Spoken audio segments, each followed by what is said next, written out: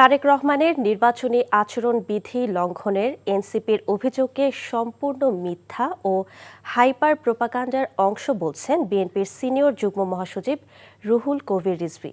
তিনি দাবি করেন নির্বাচন কমিশনের অনুরোধে উত্তরাঞ্চলের সফর স্থগিত করেছিলেন তারেক রহমান।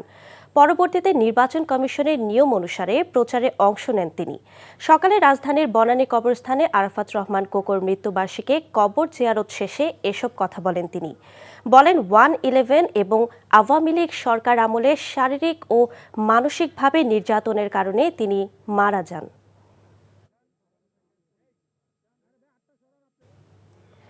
এই মুহূর্তে বনানী কবরস্থান থেকে সরাসরি যুক্ত হচ্ছেন স্টাফ করেসপন্ডেন্ট ইফতেখার রেজা।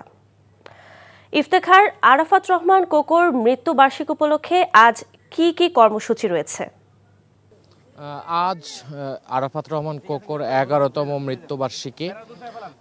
তো আজ সকাল থেকে দলীয় যারা নেতাকর্মী রয়েছেন তারা আরাফাত রহমান কোকোর কবর জিয়ারত করছেন এবং শ্রদ্ধা নিবেদন করছেন।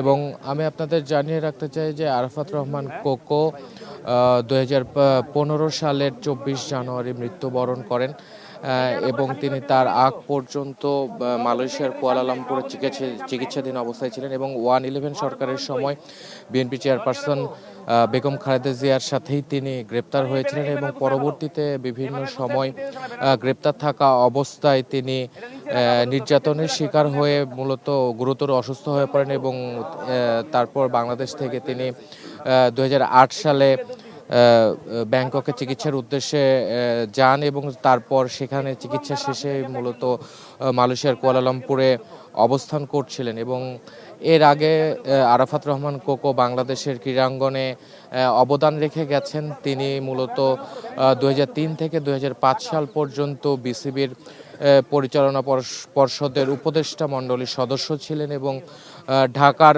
ওল্ড ডিওএইচএস যে ক্লাব রয়েছে সেই ক্লাবের চেয়ারম্যান ছিলেন।